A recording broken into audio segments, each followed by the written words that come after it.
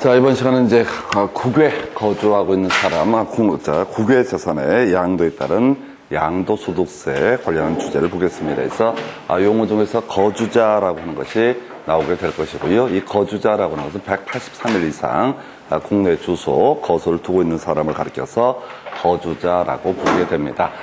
시험 지문에서 비거주자 이런 것들은 전혀 포인트가 안 돼요. 그래서 비거주자는 논의의 대상이 되지 않는다 해서 일단 거주자부터 가야 되는데 국외자산 양도에 따른 양도소득세를 논하려면은 앞에서 공부했던 주제가 다 정리가 돼 있어야 됩니다. 그래서 국내 자산의 양도에 따른 양도소득세라고 해서 앞에서 공부하실 때 먼저 이제 비과세 대상이라고 하는 것이 있었죠. 그래서 파산 선고에 따라서 발생하는 양도소득에 대해서는 비과세 중요한 쟁점이 아니었었고 주요 이슈가 될 수 있는 게 농지 교환이라고 하는 것이 있었죠. 그래서 교환에 따른 양도소득세라고 하는 거 차익이 큰 편에 4분의 1 이하가 되면은 양도소득세 비과세가 되게 된다. 다만 3년 이상 경작을 해야 되고요. 그 전에 수용당하더라도 그건 경작한 것으로 보게 된다.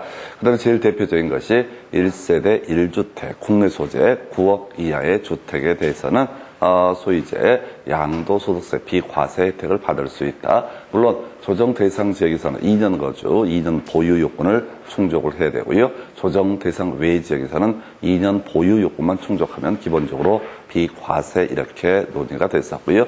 그 다음에 일시적 1세대 2주택이라고 하는 것도 기존 주택을 양도함에 있어서 양도소득세 비과세 혜택을 받을 수 있다 해서 숫자에 썼죠. 조의 외불선 혼오 봉십이라고 해서 조정 대상 지역에서는 2년 내 양도해야 되고요. 조정 대상 지역 외 지역 불가피한 사유는 3년 이렇게 돼 있었고요.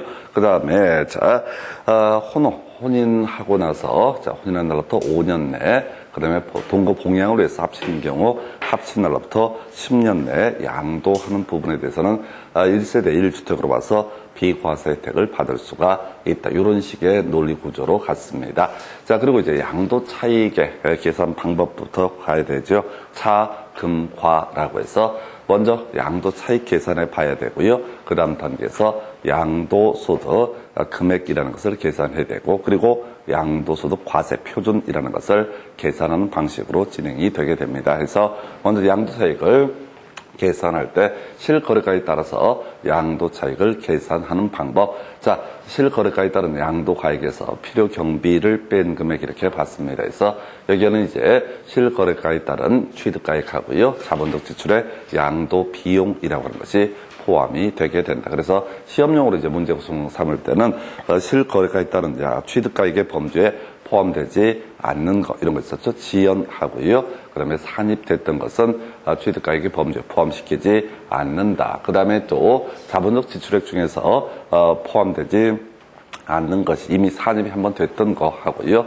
서류 등이 존재하지 않았을 때 또 하나가 이제 양도 비용이라고 해서 역시 서류 등이 존재하지 않게 되면은 소위 이제 필요 경비로 인정하지 않는다. 이런 주제들이 있었습니다.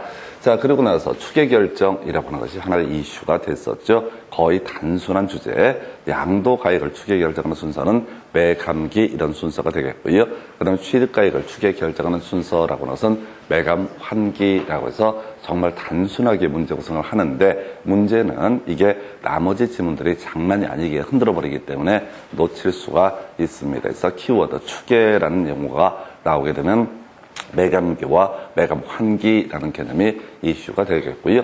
그 다음에 이제 이 매감기, 매감 환기 할 때 기준시가 얘기가 30회 때 말도 못하게 어렵게 구성이 됐었죠. 그래서 원래 기준시가 자세한 내용은 별로 치고 토지에 있어서 기준시가라고 하는 것은 개별 공시지가라고 하는 것이 될 테고, 그다음에 주택이라고 하는 것은 개별 주택 가격, 그다음에 공동주택 가격을 기준시가로 해석을 한다. 건물은요, 국세청장이 결정 고시한 가격인데 이런 것들은 이제 기초적인 개념이라서 그런지 답으로 구성하지 않고요. 바로 분양권 얘기, 즉 부동산을 취득할 수 있는 권리의 양도와 관련해서 기준시가라고 하는 것은 이렇게 얘기를 했습니다. 불프라고 해서 불입한 금액하고요. 프리미엄을 합산한 금액을 양도 가액 등으로 계산을 하게 된다라고 할 것. 자, 그래서 이 불프랑 같은 맥락이 공인중개사법에서 논의가 됐던 개념인데요.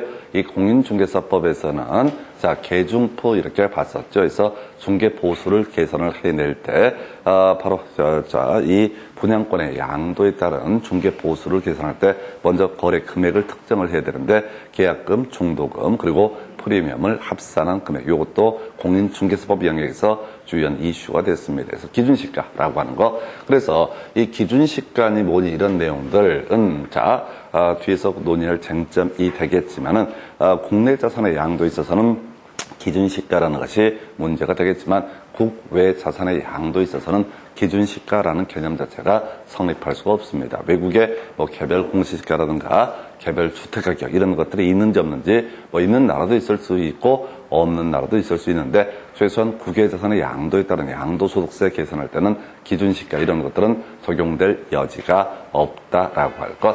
자, 그다음에 이제 고가주택하고요 부담주택에는 나머지 다 정리되신 다음에 좀 사실 어렵게 극단적으로 내는 그런 문제 중에 하나가 되게 됩니다. 자, 이래서 양도 차익을 계산을 해냈어요. 그 실거래가가 됐든 바로 추계 결정이 됐든 기준시가를 계산해낸 다음에 그 다음에 이제 계산해 봐야 될 게 양도소득 금액이라고 하는 것이 있었죠. 그래서 이 양도소득 금액은요 기존에 구해놨던 이 양도 차익에서 장기 보유 특별공제를 뺀 금액을 양도소득 금액이라고 정의를 합니다. 그래서 이 장기 보유 특별공제라고 하는 것은 3년 이상 보유한 자산을 양도했을 때 그때만 한정해서 인정되는 개념이 될 것이고요.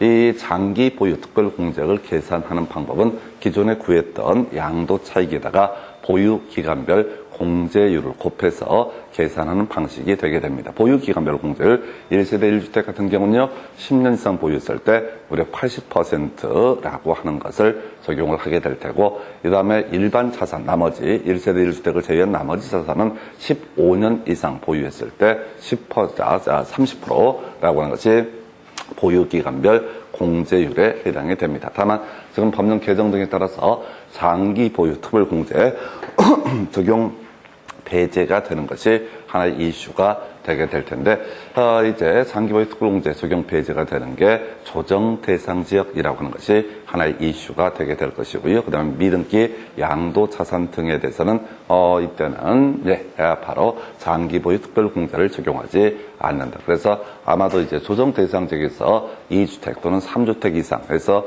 조정 대상 지역이라 할지라도 토지나 건물 관련해서는 별 쟁점이 되지 않고요. 주택만 논의의 쟁점이 되게 됩니다. 그래서 우리가 분조투 이런 식으로 이제 공법에서 공부를 하시게 되고 학개론에서도 분조투 이런 얘기를 합니다. 분양가 상한제, 조정 대상 지역, 투기 과열지구 이런 것들이 이슈가 되는데 분조투 이렇게 외웠던 이유는 분양가 상한제 적용 지역은 국토부 장관이 지정을 하고요. 그다음에 조정 대상 지역도 국토부 장관이 지정하고 투기 과열지구만 국토부 장관 또는 시도지사가 지정을 하게 된다. 이런 식으로 이제 논의가 됐었어요. 그래서 사실 이 조정 대상 지역이라고 하는 제도는요, 기본적으로 분양가 상한제, 조정 대상 지역, 투기 과열지구, 기본적으로 새롭게 분양되는 아파트에 대한 일정한 전매 제한을 가하는 것이 기본적인 구조가 되게 되는데 왜 투기 과열지구가 있는데 굳이 조정 대상 지역이라는 제도를 또 만들었느냐라고 했을 때 아파트가 급등하니까 양도소득세 겁나 많이 때리겠다 이런 취지로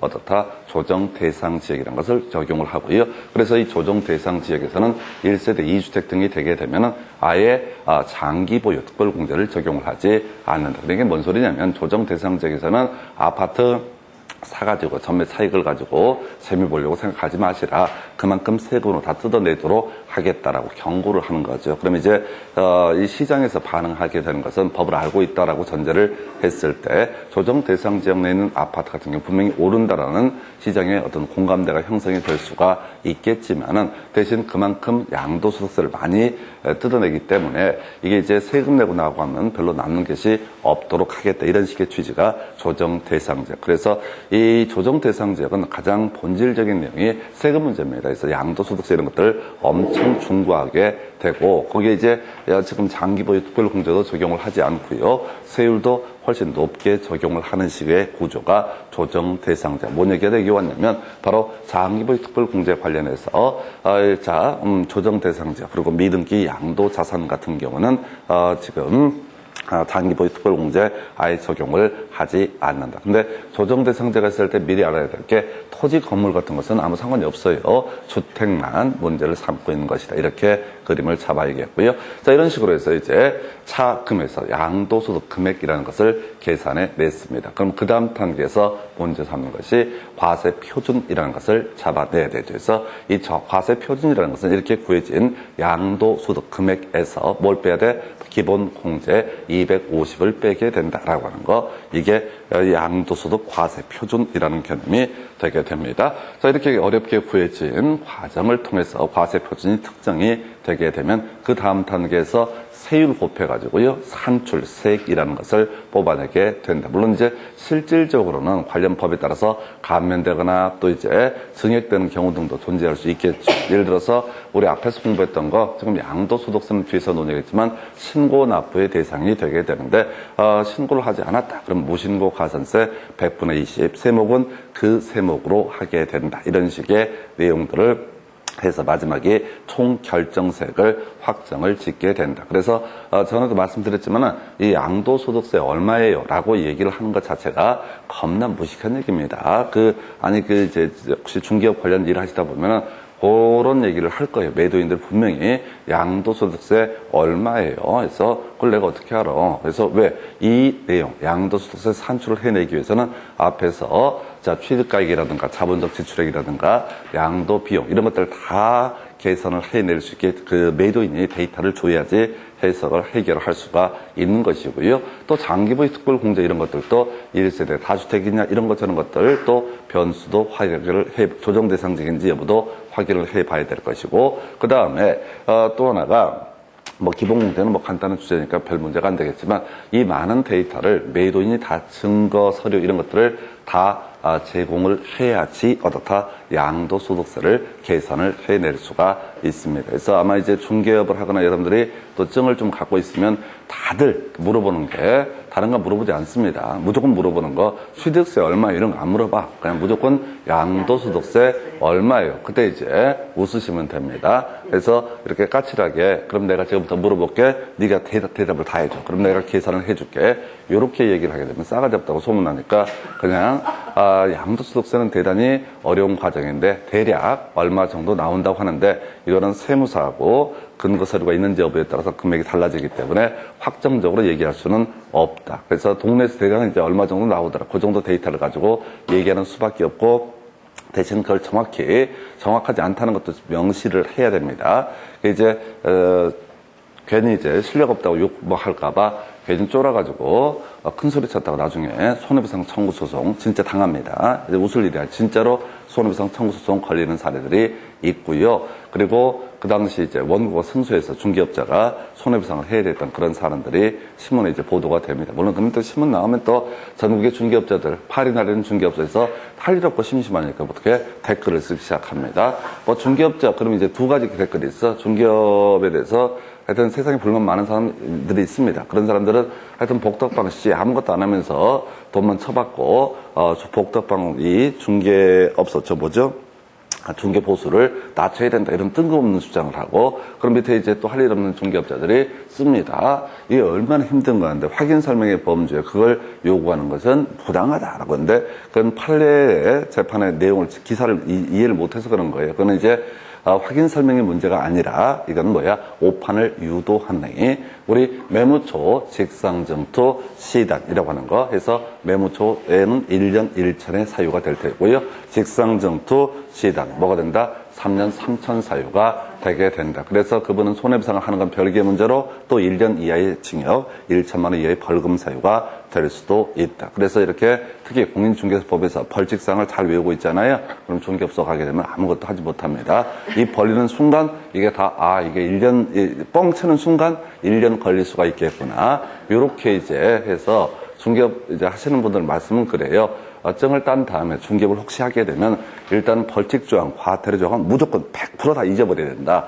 왜? 숨 쉬는 것 자체가 다 불법이라는 것을 스스로 알기 때문에. 해서 하여튼 요렇게 얘기 좀 길어졌는데 보셨고요. 자, 이걸 이제 다 알고 있어야 세율 얘기 다시 한번 기억을 해야 되죠.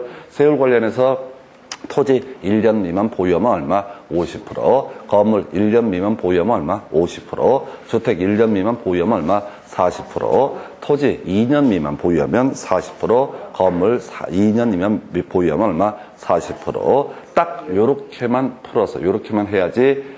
우리 문제 2개 나왔었죠? 물론 이 30회 때 문제는 말도 못하게 어렵게 꼬아놔서 어차피 둘 중에 하나를 찍어가는 그런 식의 문제가 됐는데 더 이상 방법이 없어요. 이 세율에 관한 부분은 너무 복잡합니다. 그래서 비사업용 토지는 또 10% 또 추가가 되고 뭐 등등등 변수가 워낙 복잡해. 그래서 이 내용이 지금 이제 국내 자산의 양도에 따른 양도소득세라는 주제를 설명을 드렸어요. 이제 설명드릴 주제는 국외 자산의 양도에 따른 양도소득세. 자, 이게 1년에 약 한 문제 가까이 출제가 되게 되는데 이게 이제 문제 구성이 그런 식이에요. 국내 자산의 양도에 따른 양도소득세 이게 완벽하게 세팅이 돼야지 국외 자산의 양도에 따른 양도소득세가 추가적으로 이해도 할 수 있고 문제를 해결을 할 수가 있습니다. 특히 요 근래 문제 중에서 국내 자산의 양도에 따른 양도소득세하고요, 국외 자산의 양도에 따른 양도소득세를 비교하는 내용들을 구성을 한다고요. 그래서 그냥 몇 개를 외워서 효과를 보는 게 아니라 지금 제가 전체적으로 설명드린 이 내용하고 국외 자산의 양도에 따른 양도소득세 요 차이를 물어보는 식으로 구성이 되는 게 있습니다. 그래서 이제 본론 들어가서 국외 자산의 양도에 따른 양도소득세에서 제일 중요한 거, 다른 거 다 빼버려. 제일 중요한 거, 자, 바로 5년 이상 국내 주소를 둔, 자, 거주자가 국외 자산의 양도에 따라서 발생하는 양도소득에 대해서는 어떻다? 바로 이때는 자 양도소득세가 과세가 되게 된다. 그래서 사실은요, 이게 지금 5년 이상 국내에 주소를 둔 거주자라고 이렇게 돼 있는데 일반인은 거의 관련될 일이 없습니다. 뭐 하와이에다가 아파트를 샀다 팔았다 해서 양도 차익이 발생했으니까 양도소득세를 내고 말고 이런 자체가 현실적으로는 거의 문제가 되지 않아요. 이건 이제 보통 재벌이라든가 이런 사람들, 대기업 사장님들 이런 분들이나 걸리는 문제이고 일반인들은 거의 걸릴 일이 없습니다. 그리고 현실적인 부분을 말씀을 드리면은 내가 일본에다가 아파트 샀다가 양도해서 양도 차익을 얻었다. 알 수 없어요, 사실상.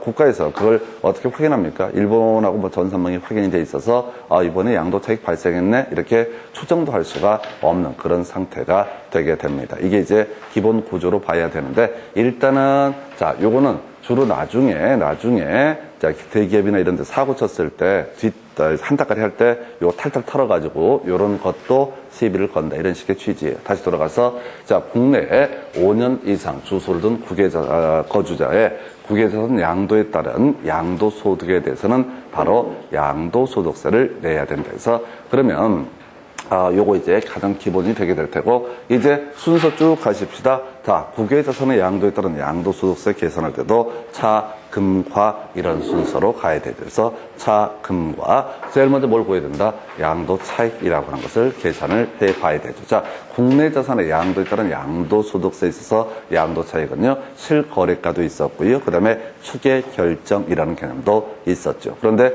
국외 자산의 양도에 따른 양도소득세 논할 때는요, 자, 실거래가 얘기는 얘기할 수 있지만은 최소한 추계 결정이라는 개념 자체는 확인할 수가 없습니다. 예를 들어서 우리 앞에서 자, 그 매감기, 매감 환기 이런 거 있었잖아요. 자, 3개월 기준으로 최근 3개월 이내에 유사한 자산에 양도가 있을 때 매매 사례 가액이라든가 감정가라든가 기준시가라든가 또는 취득 환산 가액 뭐 이런 것들이 있어야 되는데 기준시가 이런 것들은 외국에 없어요. 없다고 생각하셔야 돼. 우리나라에만 있는 제도야. 그러니까 추계 결정의 문제 자체가 발생할 여지가 없다. 그래서 국외자산의 양도에 따른 양도소득세 계산 등에 있어서는 추계 결정과 관련한 쟁점들은 아예 논의할 대상이 아니다. 이런 걸 물어본다고. 그래서 먼저 양도 차익이라고 하는 거. 자, 실거래가를 기준으로 하게 된다. 이거 어렵지 않죠. 당연히 국내 자산의 양도에 따른 양도소득세도 실거래가가 전제가 됐었고, 다만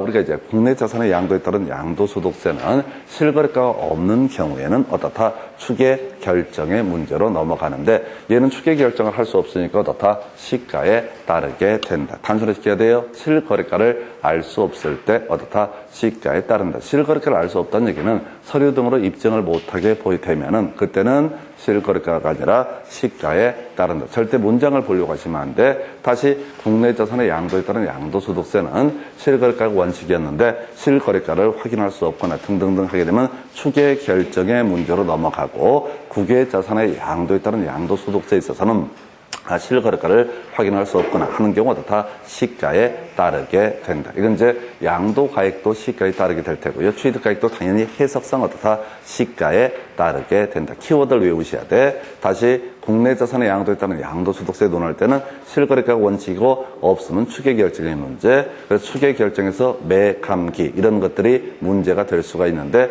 여기서는 어떻다? 시가라고 하는 것이 하나의 이슈가 되게 될 것이고요. 자, 그 다음에 이제 필요경비에서 취득가액도 마찬가지죠. 원칙은 실거래가인데 우리가 필요경비가 취득가액하고요, 자본적 지출하고 하고 양도비용이라고 하는 게 기본적으로 필요경비가 되게 될 텐데 실거래가 원칙이지만 예외 어떻다? 시가라고 하는 것. 그 외 자본적 지출액 또는 양도비용 등 이런 것들도 필요경비의 한 내용이 되게 된다. 이렇게 이제 가게 되는 거야. 그래서 차, 양도 차익까지 계산했구나.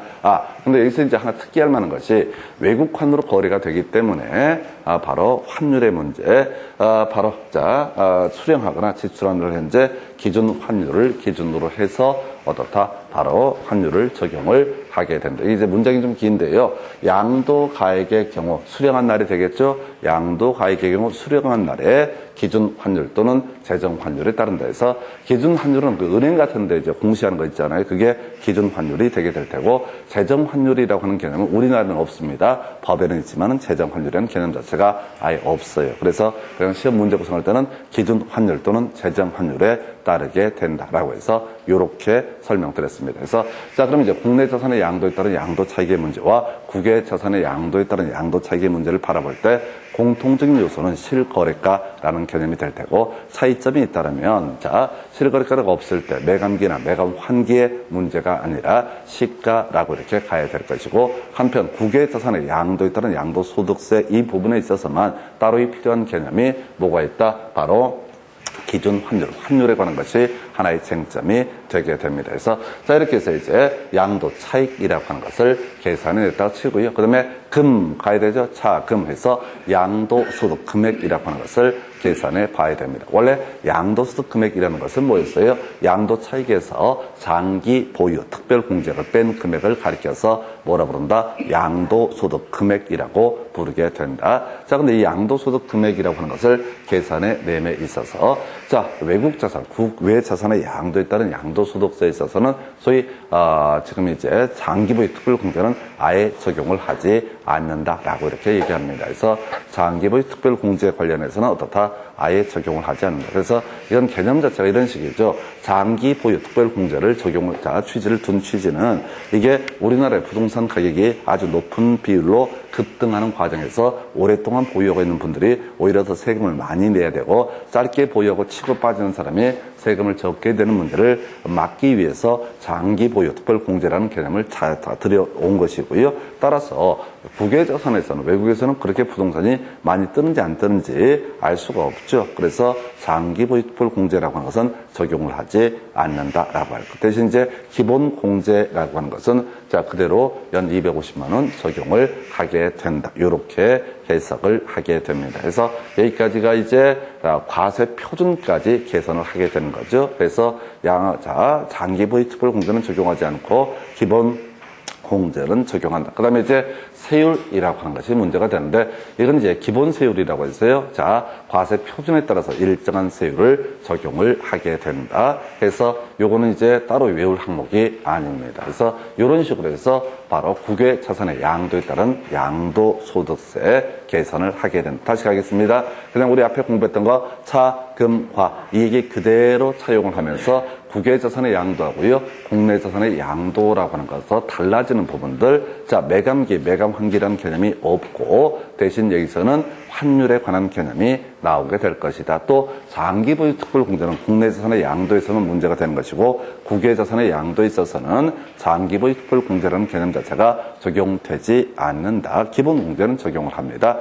그러고 보니까 미등기 양도 자산 이런 개념도 국외 자산의 양도에서는 아예 적용을 하지 않습니다. 자, 미등기 양도 자산에 대해서 우리 앞에서 장기 보유 특별 공제 적용하지 않았었고요. 기본 공제도 적용하지 않았었고 세율은 70%를 적용을 했던 개념이 바로 장기 보유 특별 공제자, 이게 미등기 양도 자산이라는 개념이 되게 되는데 외국에서는 우리나라처럼 등기 제도가 있는지 없는지 그것도 알 수가 없죠. 그래서 미등기 양도 자산이니 뭐니 이런 개념도 국외 자산의 양도에 따른 양도소득세 계산할 때는 적용되지 않는다. 그리고 다시 한번 우리 지난 시간에 겁나 강조했던 거 미등기 양도 자산이라는 키워드가 나오게 되면 제일 중요한 거 점점점은 포함되지 않는다. 자, 우리나라에 미등기 양도 자산이 있다 없다? 없다라고 이렇게 무식하게 외우시는 거야. 우리나라에 미등기 양도 자산이 있다 없다? 없다라고 하는 거. 왜? 시험 문제 구성할 때 원래 등기 안 하고 팔아 제끼면 이걸 우리가 미등기 양도 자산이라고 부르게 되는데 시험용으로 접근할 때는 그럼에도 불구하고 이런 비과세라든가 각종 규정을 배제하지 않고 그대로 적용을 할 수 있는 게 바로 어쩔 수 없이 등기를 하지 못했던 그런 일정한 사안에 대해서는 소위 지금 이제 미등기 양도 자산으로 인정하지 않는다. 그래서 시험용으로 자 단순하게 생각하는 거야. 우리나라에는 미등기 양도 자산은 존재한다, 존재하지 않는다, 존재하지 않는다. 우리나라에 시험 볼 때는 비사업용 토지는 존재한다, 존재하지 않는다, 존재하지 않는다. 뭐가 나오든 간에 비사업용 토지에 해당하지 않는다. 뭐가 나오든 간에 미등기 양도 자산의 범주에도 다 포함되지 아니한다. 이렇게 바로 치고 가셔야 돼. 우리나라 좋은 나라예요. 그래서 미등기 양도 자산도 존재하지 않고 비사업용 토지도 존재하지 않는다. 안 그러면 이제 개수가 너무 많아서 그걸 다 외워야 되는 문제가 터지게 됩니다. 그래서 이게 국외 자산의 양도에 따른 양도소득세. 이제 문제 가지고 한번 체크를 해볼까요? 이렇게 되어 있습니다. 소득세법상 국외 자산 양도에 관한 설명으로 옳은 것을 고르시오라고 해서 자 양도 차익 계산 시 필요 경비의 외와 환산이라고 하는 것은 기준 환율 또는 재정 환율에 의한다라고 해서 이걸 옳게 구성을 했습니다. 출제자의 의도가 뭐냐면 이 환율을 기준 환율, 재정 환율에 따른다. 이게 중요한 게 아니라 국외 자산의 양도에 따른 양도소득세하고 국내 자산의 양도에 따른 양도소득세의 차이가 뭐냐 이걸 물어보는 거라고 해서 국내 자산에 있어서는 당연히 환율의 문제가 발생할 여지가 없을 것이고요. 국외 자산의 양도에 있어서는 무슨 문제? 환율의 문제가 발생하니까 출제자의 의도라고 하는 것은 국내 자산의 양도에 따른 양도소득세 계산 과정과 국외 자산의 양도에 따른 양도소득세 계산 과정의 차이점을 물어보는 그런 지문이 되겠습니다. 그래서 문제를 보다 보면 참 괜찮아요. 이게 전체 맥락을 다 이해하고 있느냐, 이해하고 있지 않느냐, 요걸 물어보는 식의 문제 구성이 되겠습니다. 그래서 답은 1번이고요. 자, 국외 자산 양도 시 양도소득세 납세 의무자 3년간 국내 주소를 둔 거주자. 틀렸죠? 5년 이상이라고 되어 있습니다. 5년 이상 국내 주소를 둔 거주자. 이 사람이 국외 자산의 양도에 따른 양도소득세 납부할 의무가 있다. 이런 식의 취지. 제일 중요한 것 중에 하나가 이거죠. 출발점. 요즘엔 조금 빈도가 떨어지는데 가장 기초가 되는 개념이 바로 국내에 5년 이상 주소를 둔 이 거주자만이 어떻다. 국외 자산 양도에 따른 양도소득세 납부할 의무가 있다. 그 다음에 자 미등기 국외 토지 이런 거 적용할 수 없죠. 외국엔 미등기니 뭐니 이런 말이 있을 수가 있다 없다? 없다. 외국에서는 추계결정, 매감기, 매감환기라는 개념이 있을 수가 있다 없다? 없다. 이 얘기를 하고 있는 것이고요. 그래서 요거 틀리게 구성이 됐죠. 그 다음에 장기보유 특별공제 역시 적용될 여지가 없다. 그 다음에 국외 자산의 양도 가액은 실거래가에 따라야 되죠. 그런데 시가에 의한 것이 원칙이 돼서 원칙은 실거래가, 예외 시가 이렇게 해서 지금 지문들의 구성을 쭉 보시게 되면은 계속해서 이걸 물어보는 취지는 뭐냐면 국내 자산의 양도에 따른 양도소득세 계산 방법과 국외 자산의 양도에 따른 양도소득세 계산 방법을 끊임없이 비교하는 형식으로 구성이 되고 있습니다. 그래서 답은 1번 이렇게 보셨고요. 이게 지금 문제를 뭘 풀어보고 말고가 중요한 게 아니라니까요. 앞에 했던 얘기를 얼마나 외웠느냐 이 싸움이야. 지금 가장 기본에 충실하셔야 돼. 그래서 수험생들이 그런 얘기를 많이 하죠. 문제 많이 풀어봐야 되고 하여튼 공부를 안 해봤으면 말을 하지 마요. 그냥 외우셔야 돼. 외우셔야 돼. 기본을 계속 외워야 되고 문제를 풀고 말고 이런 문제들은 외웠나 안 외웠나 체크하는 그런 식의 개념이 되는 거예요. 어찌됐든 간에 자, 이렇게 분석을 해드렸고 그 다음 주제 가서 보겠습니다. 자, 소득세법상 국외자산의 양도에 대한 양도소득세 과세에 있어서 국내 자산의 양도에 따른 그 규정이 준용되지 않는 것을 해서 이게 이제 결국은 쭉 뭐가 준용되는지 안 되는지 모르겠지만은 결국은 국내 자산과 국외 자산의 차이점을 봐야 돼. 첫 번째, 비과세 양도소도 잘 모르겠어요. 이런 것들을 적용하는지 안 하는지. 2번 지문이요. 과세 표준의 계산이라고 하는. 과세 표준은 어떻게 계산했었죠? 양도소득 금액에서 뭘 빼야 돼? 기본 공제액을 뺀 것을 뭐라고 한다? 과세 표준이라고 부르죠. 자, 국내 자산도 마찬가지고 국외 자산도 기본 공제에 관한 규정은 적용하니까 과세 표준 계산에 관한 조항은 그대로 적용을 하게 된다. 이런 식의 취지. 그 다음에 기준시가의 산정. 이건 적용될 여지가 없죠. 국내 자산의 양도에 있어서는 실거래가 없으면 매감기 해서 기준시가라는 문제가 발생한다. 국외 자산의 양도에 있어서는 무슨 문제? 바로 자 실거래가가 없으면 시가에 의한다. 그러니까 기준시가라는 개념 자체가 적용될 여지도 없고 좀 확장을 하게 되면 외국의 개별 공시지가, 개별 주택가격, 그 다음에 공동주택가격 혹은 국토자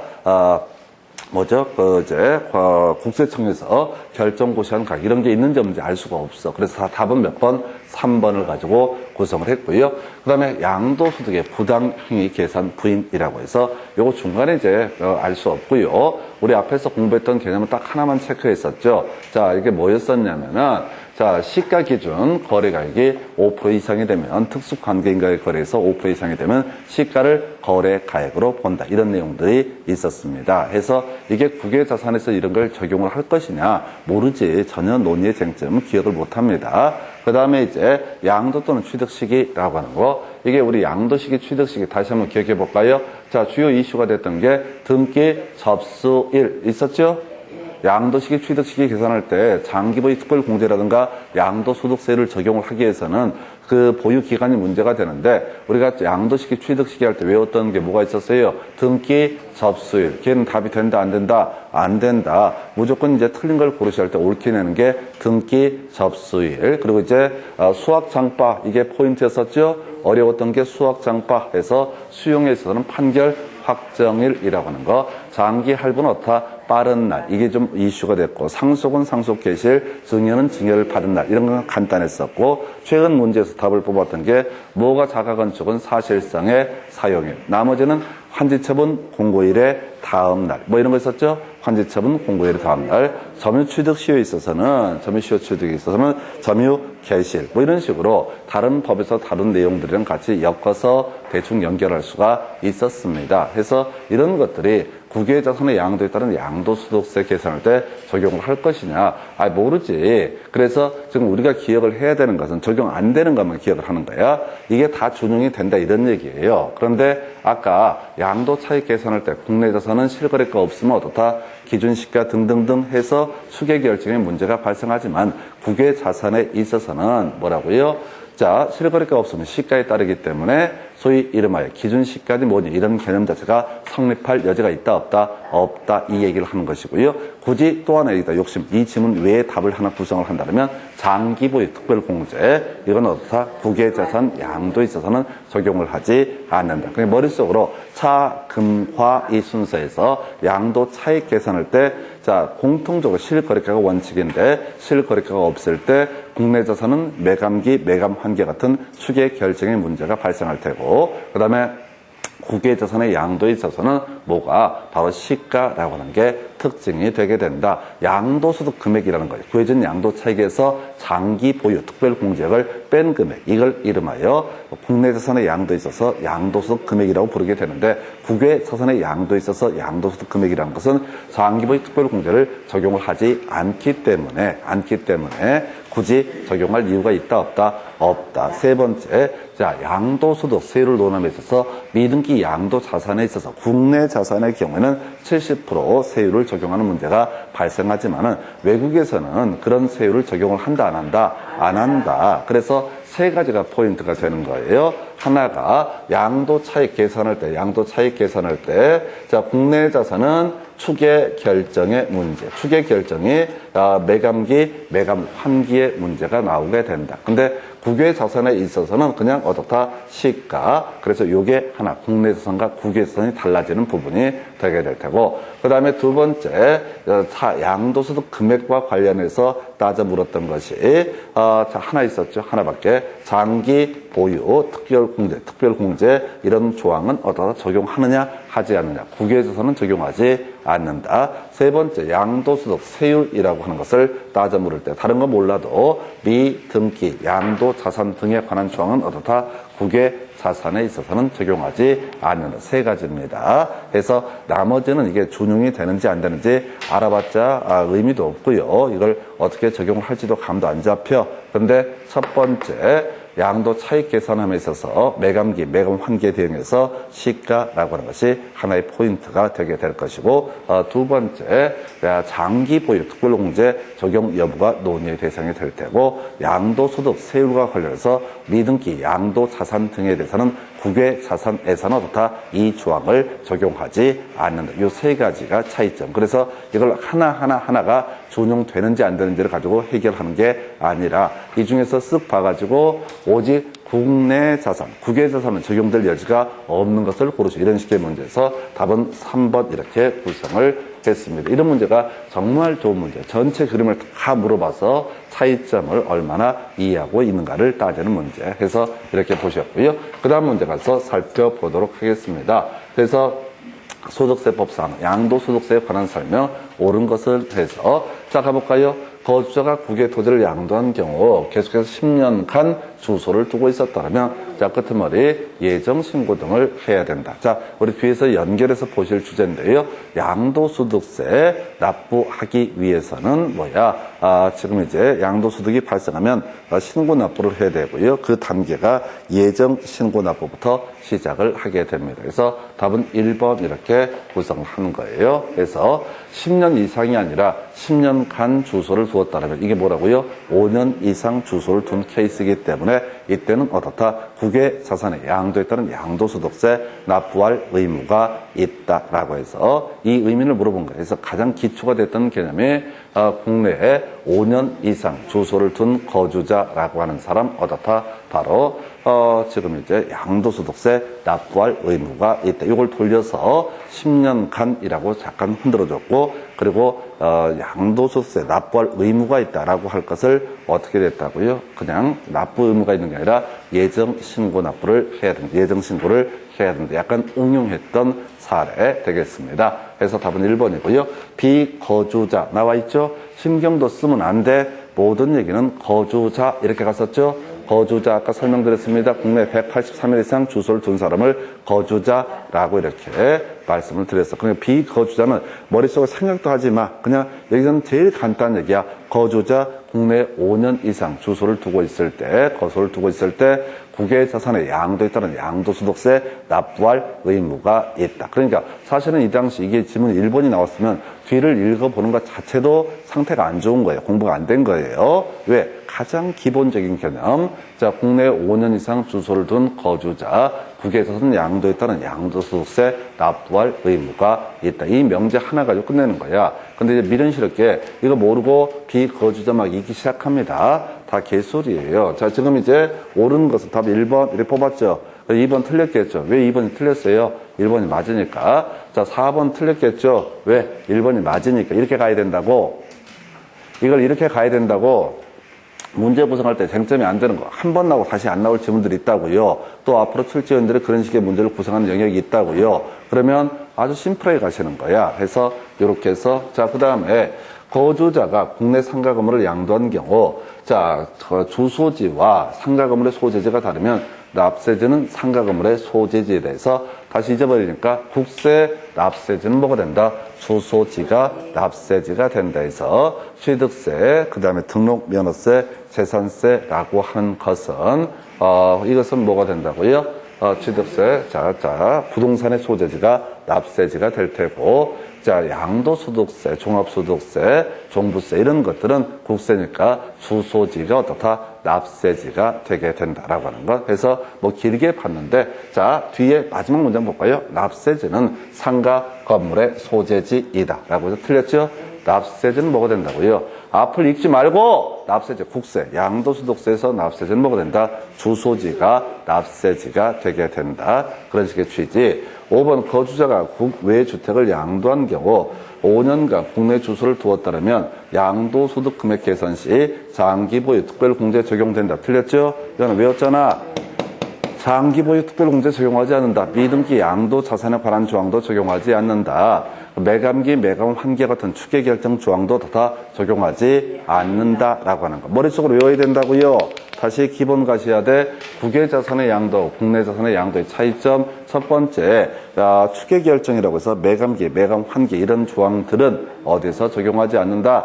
국외 자산은 적용하지 않는다. 장기보유 특별공제, 국외에서는 적용하지 않는다. 그 다음에 미등기 양도 자산 관련해서 세율 이런 거 있었죠? 이런 것은 국외 자산에서는 적용하지 않는다. 3개 외워서 가는 거라고요. 3개 외워서. 그래서 이 문제 답은 1번. 그래서 다시 납세지, 자, 부동산의 소재지가 아니라 주소지가 납세지가 되게 된다. 그 다음에 이제 가장 기본 장기보유 특별공제 문제 안 돼요. 그런데 이 문제에서 사람 미쳐버리게 만드는 것이 2번과 4번 얘기가 된다고. 그러면 읽어보면 안 된다고. 읽어보면 안 돼. 그러니까 국외 자산의 양도 다시 머릿속으로 오늘 외우겠습니다. 이거 외우고 들어가요. 오늘 외워야 돼. 오늘 이 자리에서 외우고 끝내버려야 돼. 첫 번째, 5년 이상 국내 주소를 뒀을 때 이때 바로 어떻다? 양도소득세 납부할 의무가 있다. 이게 첫 번째 이슈. 그럼 이제 양도소득세를 계산해내는 과정에 있어서 우리가 차금과 이런 식으로 공부를 해왔는데 그거 적용 안 되는 것들 바로 추계결정 내용은 적용되지 않는다. 추계결정 의미가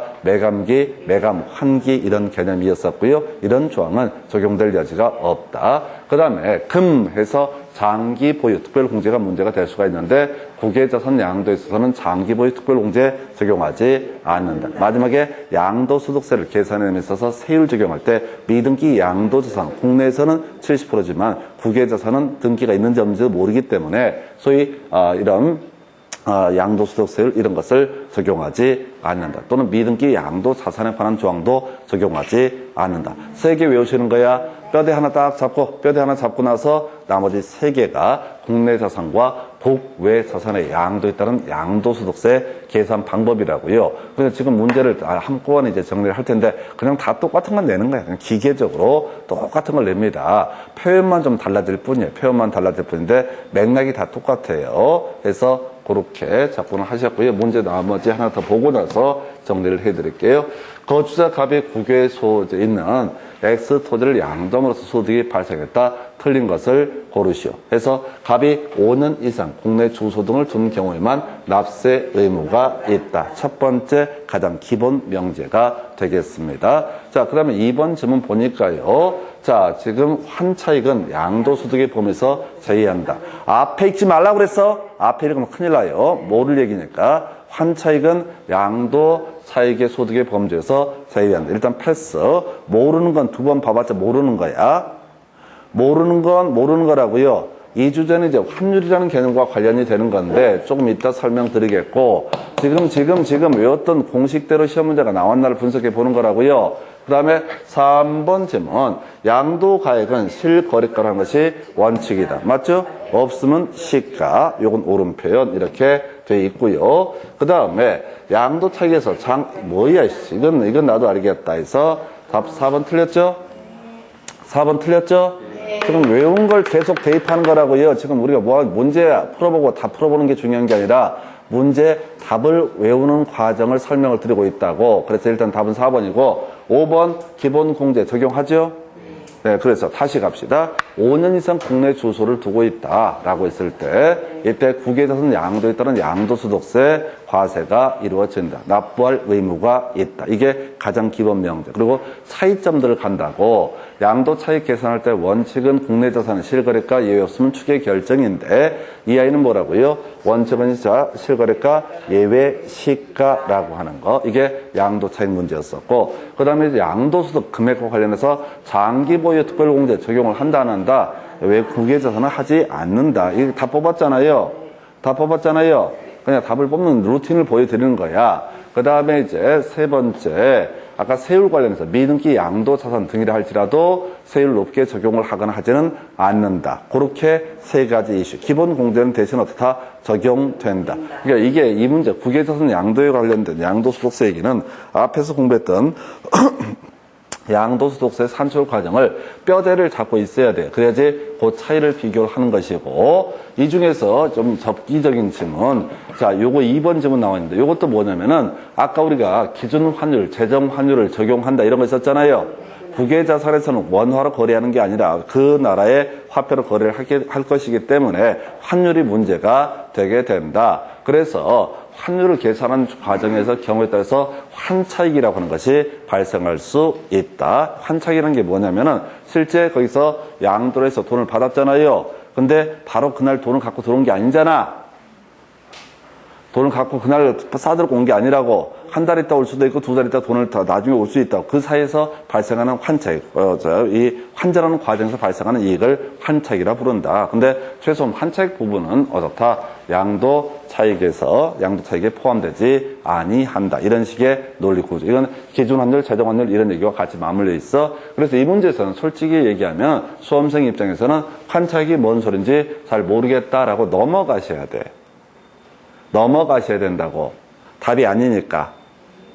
답으로 구성을, 아니, 이게 훈련이 되셔야 된다고. 시험지문 5개 중에서 1개나 2개가 막힌다는 것을 미리 알고 들어가셔야 돼요. 그래서 제가 누차 드리지만은 공부를 어설프게 열심히 하잖아요. 그러면 이제 이 보통 수험생들 2번에서 무너져 버려요. 공부 좀 했다는 사람들이 주로 2번에서 무너져 버려요. 2번이 무너져 버리니까 나중에 4번처럼 유치 차란하게 거저주는 답도 못 골라. 왜? 마음은 4번을 읽으면서도 계속 2번이 이제 이해가 안 되니까. 2번이 이해가 안 되니까 계속 2번에 몰빵을 하는 거야. 그러니까 4번을 읽으면서 그래, 얘 틀렸어. 근데 저거 2번 같은데 답이. 저 뭘 고르쇼? 틀린 걸 고르쇼? 4번 틀렸던 거 다 알아. 근데 사람 마음이 이게 이상해져가고 시험 볼 때는 집중을 하다 보면 약간 맛이 가요. 그러다 보니까 4번 틀린 거 알면서도 자꾸 2번이 밟히는 거야. 저게 2번이 답 같은데 이런 식으로. 그게 이제 무지에서 발생하는 공포입니다. 그래서 세상의 모든 공포라고 하는 것은 무지거든요. 무식해서 그런 거야. 못 배워서 그런 거야. 그런데 그 무지를 깨는 건 이제 알아가는 건데 그때 이제 방법 중에 하나가 그걸 개별적으로 다 암기하는 것도 하나의 방법이 되지만 그건 불가능하니까 이제 깡으로 버티는 거지. 내가 모르는 건 답이 된다 안 된다? 안 된다. 그래서 기본 틀만 가지고 문제를 해결해 가신다. 그래서 이 정도가 국외자산의 양도에 따른 양도차에 한 번만 정리를 해 보이도록 하겠습니다. 이건 100% 맞춰내야 될 그런 문제예요. 100% 다 맞춰내줄 그런 문제입니다. 그래서 국내에 5년 이상 주소, 5년 이상 주소를 둔 거주자가 국외자산 양도했을 때 양도소득세 내야 된다. 납부할 의무가 있다. 요거 하나, 아까 10년간 해서 당연히 이렇게 답이 됐던 사례가 있었죠. 그리고 뒤에서 바로 이어서 보겠지만 양도소득세 납부할 의무가 있으면 신고납부라는 것을 해야 된다. 그때 예정신고납부 얘기로 넘어갑니다.